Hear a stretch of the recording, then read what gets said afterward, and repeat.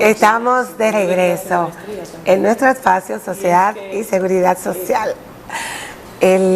Nosotros tenemos aquí ya nuestra invitada, ¿verdad? Estamos entretenidos con ella, pero yo le mandé una foto a nuestro director, a ver si nos la puede presentar para hacerle un feliz cumpleaños a nuestro amigo Elvis de allá del Canal 6, el que nos asiste con la transmisión en vivo desde el Facebook y desde el YouTube. Vamos a ponerle un breve cumpleaños ahí a él, un abrazote y que lo haya pasado bien, porque cumpleaños el miércoles. Vamos ahora, doctora.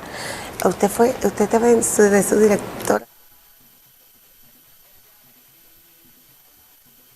Pasa tu alma, para mí siempre es lo mismo, un año menos que un año más, por eso yo te deseo hoy en tu día felicidad, un año más en tu vida, todo lleno de esperanza, el Señor te dé alegría y traiga paz a tu alma, para mí siempre es lo mismo, un año menos que un año.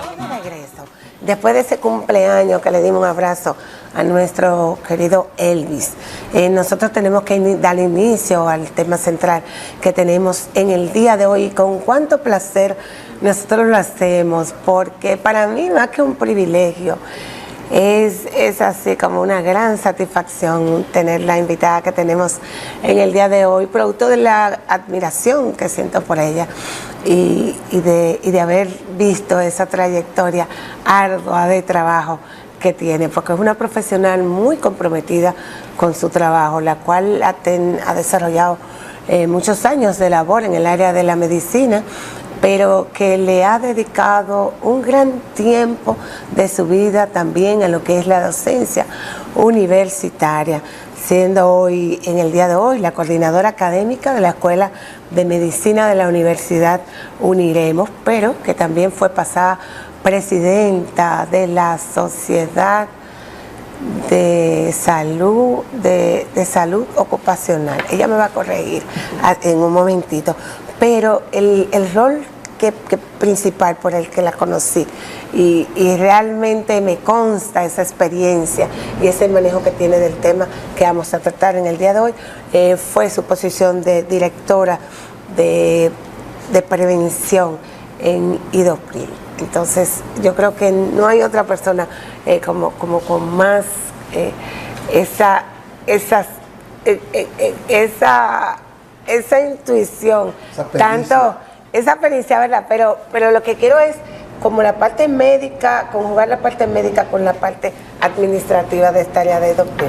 Doctora, muy buenos días. Estamos hablando de Ivonne Soto, claro está. Muy buenos días, doctora. Buenos días a todos. Primero que nada, como bien tú decías, agradecer a Dios que permitió que llegáramos aquí y a ustedes que me dan la oportunidad de compartir este tema tan importante en este programa de ustedes que maneja todos estos temas que tienen que ver con la seguridad social. Seguridad social. Gracias, doctor, bienvenida. A la doctora yo no le he dicho que Andrés fue de cuando aprobaron la ley de seguridad social, era diputado. Sí, pero ahora me estoy confundido. ¿Por qué? Porque hace falta tantas cosas por adecuar y cosas. Es que la sociedad es dinámica. Es dinámica, cambiante, ¿verdad? hay que estar constantemente. Se presentan nuevos retos y esos retos hay que irlos enfrentando. Las enfermedades laborales son uno de los elementos menos conocidos por los afiliados. Fíjate, no solamente por los afiliados, las enfermedades profesionales, y primero déjame dejar claro algo, enfermedad profesional es un concepto jurídico que estableció la Organización Internacional del Trabajo para pago de prestaciones. En ese sentido, se define en todos los marcos legales de los países y en el nuestro también está contenida la definición en el reglamento del seguro de riesgos laborales en nuestro país y dice muy claro que la enfermedad profesional es aquella que contraen los trabajadores del sector formal de la economía y que se le produce por un factor de riesgo o una condición en su lugar o área de trabajo. Fíjense que ya lo limita al sector formal, porque es el que está cubierto por la seguridad social y en el régimen contributivo va a tener derecho a prestación por una enfermedad profesional. Si es un trabajador independiente o un trabajador que le llaman no formal, no tiene cobertura de enfermedad profesional. Solamente ¿Y por qué lo de profesional? Porque se estableció el término por la Organización Internacional del Trabajo, que habla también, cuando la define, habla de ocupación, ahí sí ponen en el término de definición, ocupación o profesión, lo engloban todo. Pero fue un término que estableció la Organización Internacional del Trabajo, porque entendía que a veces cuando la gente oía ocupación, se iba mucho a la parte obrero, a la parte productiva per se, y que al incluir también profesional, pues abarcaba más amplio el marco que abarcaba, pero sigue siendo solo del sector formal.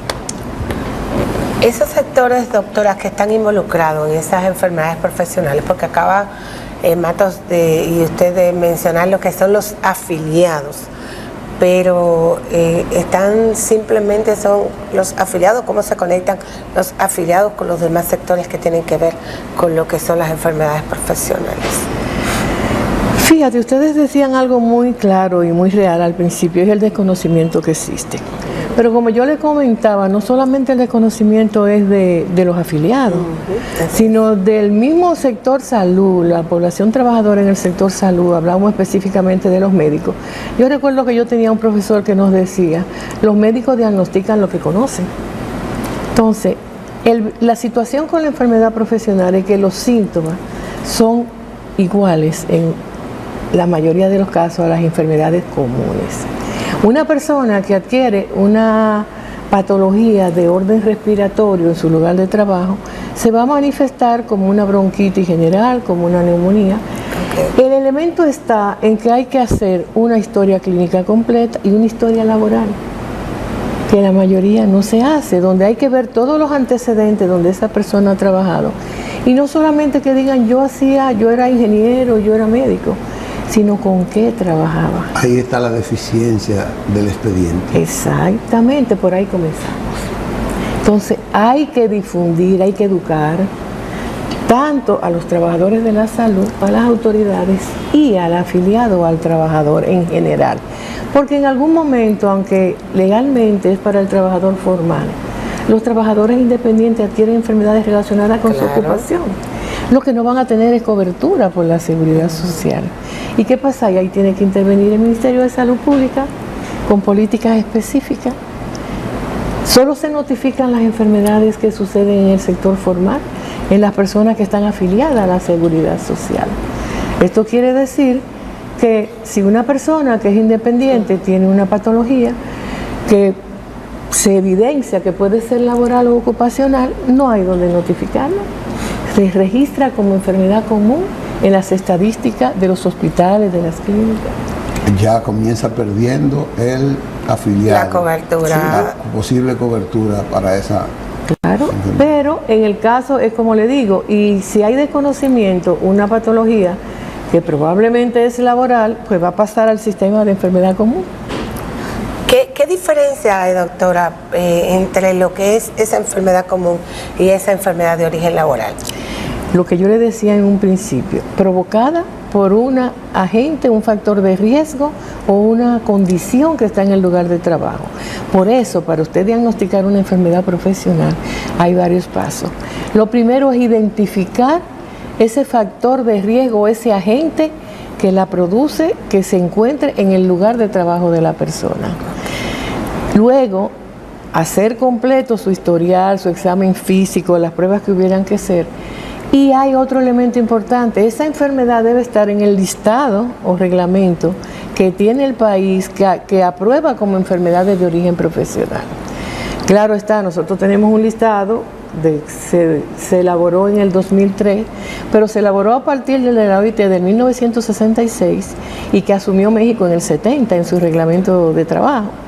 Sin embargo, entonces, tenemos la ventaja que dentro de ese listado hay un literal que dice que toda aquella enfermedad o estado mórbido que se demuestre que hay un agente en el lugar de trabajo que la puede producir, aunque no esté textualmente con el nombre de la enfermedad, se puede reconocer como enfermedad laboral. Es una lista abierta, o sea que eso nos permite que aunque no aparezca con el nombre de la enfermedad, se puede calificar. ¿Y quién le da seguimiento a eso, doctora? Porque usted me está diciendo dentro de un sistema en el que parece que los afiliados son los más desvalidos para poder probar todas las afecciones que se le originan y que le impiden continuar la calidad del trabajo o dar la mejor calidad del trabajo. Todo lo que es el sistema de seguridad social con sus diferentes instituciones están involucrados de una u otra manera.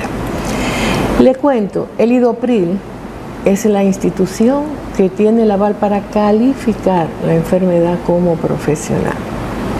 Son ellos los que califican, pero claro está, hay un equipo de médicos ocupacionales expertos, pero ellos van a trabajar con los elementos que les suministren los médicos especialistas, luego que han evaluado a esos pacientes.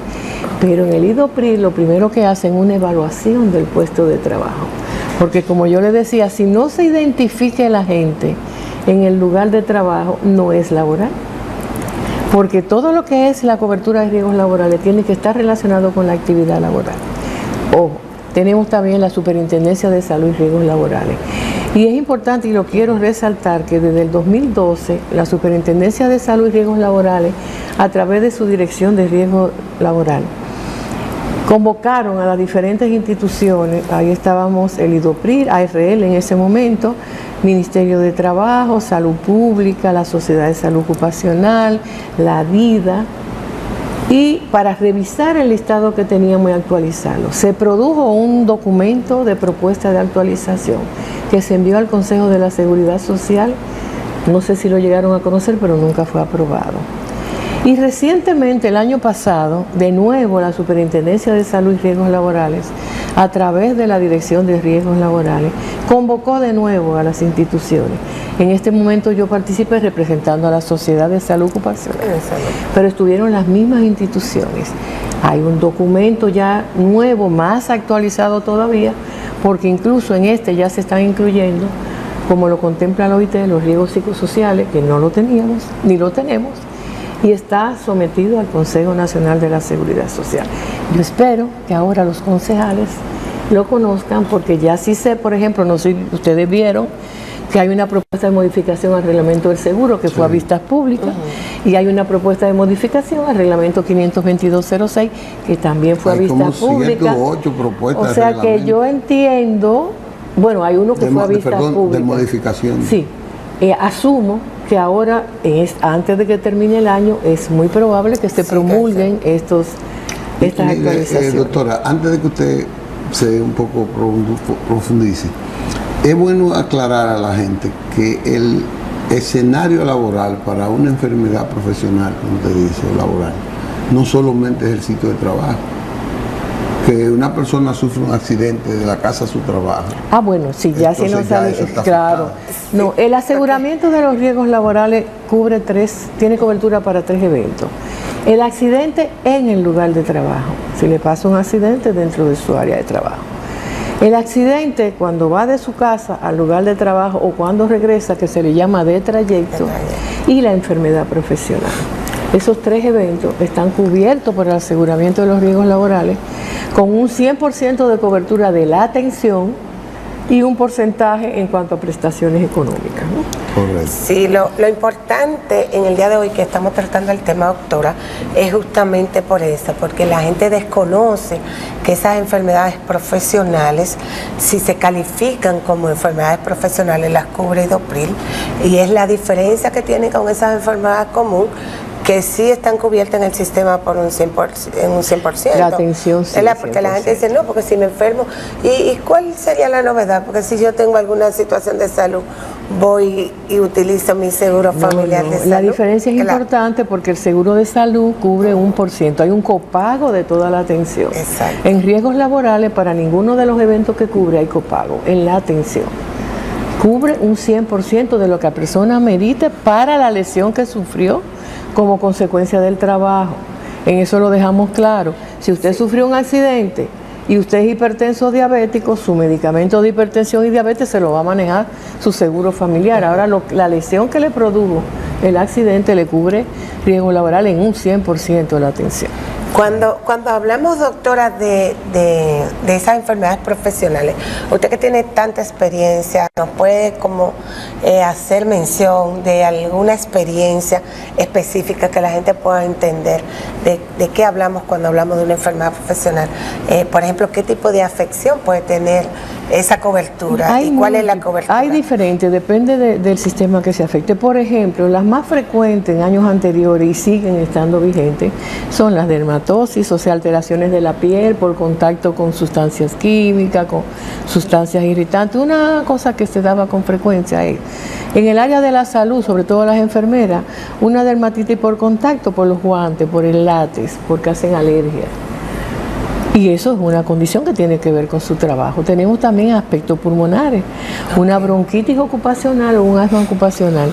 Siempre y cuando, por ejemplo, un asma ocupacional se le desencadena en su lugar de trabajo por exposición en textiles, por pelusa, por polvo, o hasta por contagio de un tercero que vaya. No, eso ya no es profesional. Ya no es profesional. No, por eso quiero aclarar.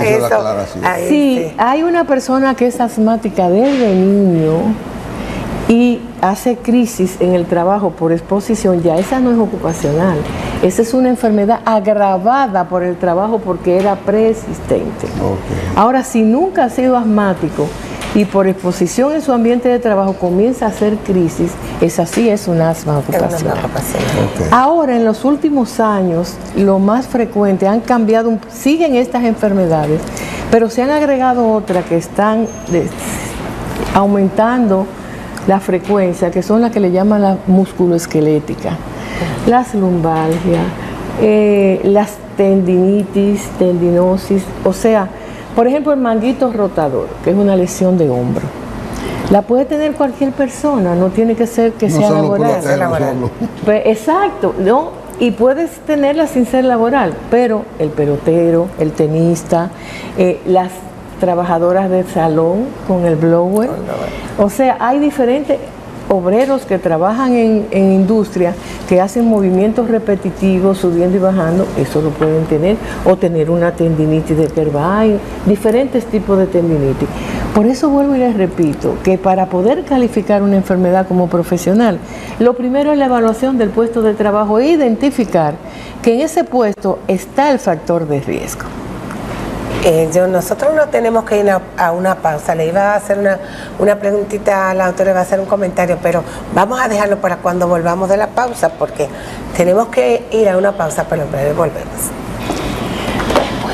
Estamos de regreso en su espacio Sociedad y Seguridad Social. Antes de irnos a la pausa, ¿verdad? Le dijimos que dejaba una inquietud a la doctora.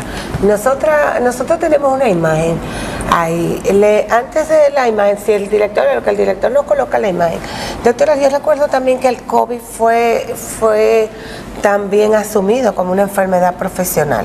Sí. Las personas que adquieren COVID en su trabajo ¿pueden tener la cobertura de riesgos laborales? No, no es así.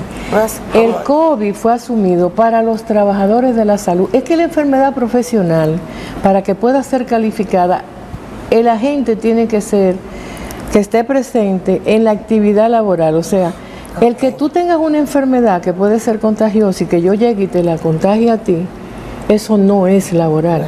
Ahora, el médico, la enfermera, bioanalista, están en su trabajo y le llega un enfermo y lo puede contagiar. Entonces, la adquirió trabajando en lo que él tiene que hacer en su trabajo.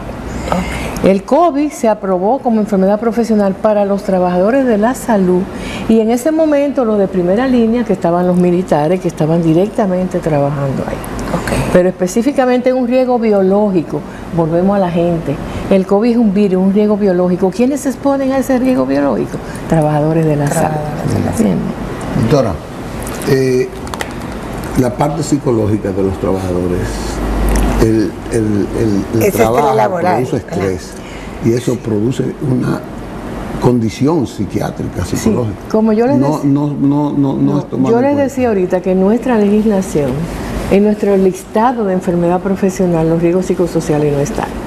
Y que si bien tenemos abierto de que cualquier situación que se demuestre que la gente está presente, los riesgos psicosociales son un poco más difíciles, porque el estrés es una consecuencia, no es una enfermedad como tal, es una consecuencia de una serie de factores que se dan. Ahora, en el nuevo en la nueva propuesta que sometió, entiendo que ya le envió al Consejo Nacional de la Seguridad Social, la Superintendencia de Salud y Riesgos Laborales, se están incluyendo los riesgos psicosociales de manera de aquello que puedan ser demostrados si están en el lugar de trabajo. Por ejemplo, a veces nosotros llegamos a tener casos en el IDOPRIL de personas que se suicidaban en el lugar de trabajo. Eso no es una enfermedad profesional. El suicidio puede ser porque la gente tenga un proceso de depresión anterior, que es el principal riesgo. Volvemos al criterio para calificarla. Número 1, identificación del riesgo en el lugar de trabajo. Okay. Entonces, no lo tenemos el riesgo psicosocial. Pero, deténgamelo ahí. En un lugar de trabajo que se produzca acoso, en un lugar de trabajo que se produzca acoso de jefe a subalterno, que se produzca discriminación ocupacional y muchísimos maltratos más, eso puede generar. Siempre y cuando usted lo tenga legalmente demostrado que se produjo el acoso, el maltrato. Porque tiene que demostrarse que la gente que la produce está ahí. Y ahí viene, yo digo me acosan, el jefe dice no acoso. Aquí se han sometido personas por acoso y salen libres, porque no hay pruebas. No hay pruebas. ¿Me entienden? Es un asunto de demostración. Sí, yo entiendo su inquietud y es válida. Pero esto es un aseguramiento. Los aseguramientos se sustentan en pruebas, en demostración, en evidencia. Nosotros tenemos una imagen ahí que vamos a presentarla brevemente. Doctora, he visto, yo no sé, ya con eso que usted nos acaba de decir, esta imagen que estamos viendo se refiere a la cantidad de procesos que fueron investigados y que fueron solicitados desde enero hasta agosto actualmente. Pero podemos ver que en enero de 40 enfermedades, casos, ¿verdad?, que hubieron presentados, fueron declinados 38, solamente se aprobaron 2. Al final del periodo de enero a agosto tenemos de 339 casos, solamente se aprobaron como enfermedades profesionales 54 y 285 fueron declinadas. Aparentemente, sí, ¿verdad?, las personas como que no conocen antes de la solicitud. Eso viene en lo que estamos hablando. Yo no conozco los expedientes, no me gusta hacer juicio de valor. Me hubiera gustado verlo, pero yo que trabajé 16 años allá, sí le digo que eso se puede dar mucho, porque se notifican cosas porque le comenzó en el trabajo, porque yo entiendo que está relacionado, como estábamos comentando ahora lo del acoso. ¿Tienen desconocimiento el personal que hace la solicitud? Y yo les recomendaba en las actividades educativas, notifiquen lo que entiendan, ya se demostrará sí o no. Sí o no. Ahora, también les expreso a esos trabajadores que el IDOPRIL tiene un proceso donde se puede apelar y elevar una no conformidad ahí mismo. Y esa misma enfermedad que se declinó, si yo no estoy conforme con esa declinación, yo apelo en el mismo IDOPRIL y va a reinvestigación. Se le da otro momento de revisión del caso y quienes lo revisan son expertos en salud ocupacional, son médicos ocupacionales. No. Algunas sí pueden volver a calificarse, pero la mayoría por lo general mantienen el estado de no derecho. A nosotros nos están haciendo señas de que se nos acabó el tiempo, pero vamos a ver si nos dan 30 segundos para que la doctora nos diga, ante esta oleada de reformas que tenemos actualmente, ¿cuál es el reto principal que tiene IDOPRIL con relación a la salud ocupacional y a lo que tiene que ver con las enfermedades profesionales? Miren, yo sí, rápidamente voy a decir, yo entiendo, no el IDOPRIL, vamos a hablar del país. Del país. El país tiene que definir políticas públicas claras y el Ministerio de Salud Pública con el Ministerio de Trabajo tienen que trabajar de la mano en el tema de seguridad y salud. El anterior ministro de Salud enfocaba mucho la necesidad de fortalecer la atención primaria en la salud, eso es 1A. para lo que es la salud integral y en ese fortalecimiento integrar la salud ocupacional en la atención primaria a salud. Ahí viene la prevención, ahí viene la promoción, menos casos de accidente y enfermedad y más atención y más identificación de estas enfermedades. Nosotros lamentablemente, Matos, no tenemos que ir, pero lo único que yo espero es que la doctora vuelva con nosotros. Sí, y que le dediquemos todo el tiempo a eso. Claro, tú ves que yo dije que a la doctora había que dedicarle todo el tiempo. Sí. Es así, nosotros agradeciendo que ustedes hayan estado en el día de hoy aquí con nosotros. Nos veremos el próximo viernes, pero el lunes usted tiene una cita con el doctor Alfredo Polanco y Andrés Matos en Periodismo y Salud. No se lo pierdan. Hasta el viernes nosotros, ¿verdad? A la doctora, muchas gracias.